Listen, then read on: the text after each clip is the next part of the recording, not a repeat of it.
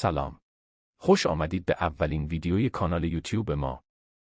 در این ویدیو می‌خواهیم 10 گل اول مسی رو با 10 گل اول رونالدو مقایسه کنیم.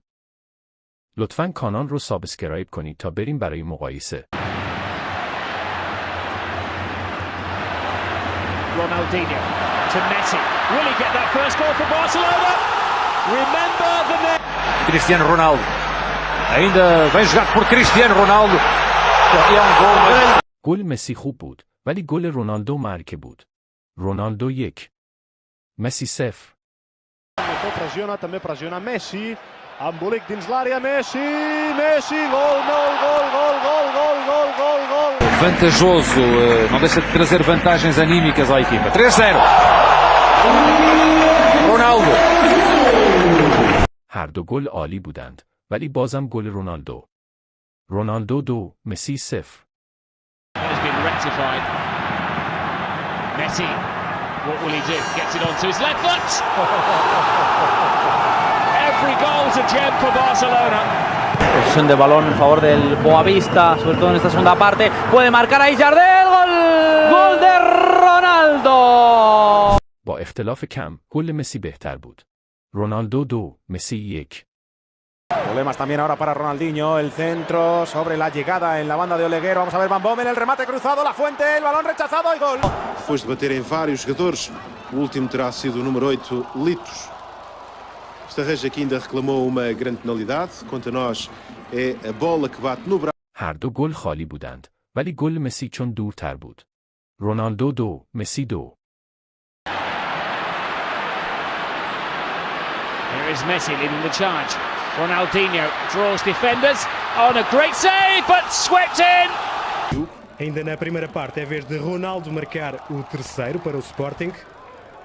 گل مسی ریباند شاعر بود. گل رونالدو خیلی بهتر بود. رونالدو 3 مسی 2. The big centre back means that Barcelona could go on to win this comfortably. Here's Messi. And it's 2.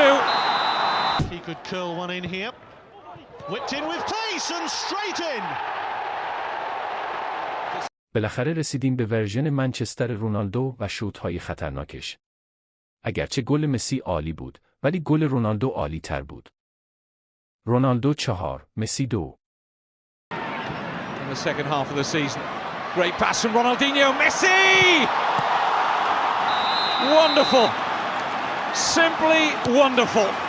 With disdain. Oh, what a save by Alisson. But in goes Ronaldo. It's 3. گل رونالدو ریباند بود، ولی گل مسی یه چیپ خفن بود. رونالدو 4 مسی 3. On this tie, Barcelona still needs 2 goals to advance through to the semis. Could they get one here? Yeah, they got it. Ronaldo. Worth a shot. Ronaldo goes for it. Oh, glorious goal! گل مسی رونالدویی بود، دقیقاً مثل هدهای رونالدو، ولی گل رونالدو از همون گل‌های ورژن مانچستر رونالدو بود. رونالدو 5 مسی 3. Eto'o. Bouncing ball is awkward for Betis at the back. Referee will play advantage here. It's Messi. And still, Lionel Messi! Surely now! Onto his right foot. Ronaldo free header. And Ronaldo scores. گل مسی اگر ضربه اول گل میشد بهتر بود. به هر حال گل رونالدو بهتر بود. رونالدو 6 مسی 3. Just watch this attack now because it's that man Messi. Lionel Messi! Oh, you wouldn't believe it! What a... Here's Ronaldo. He scores at the near post. That will not... و برای گل آخر امتیاز را می دهیم به لیونل مسی. رونالدو 6 مسی 4.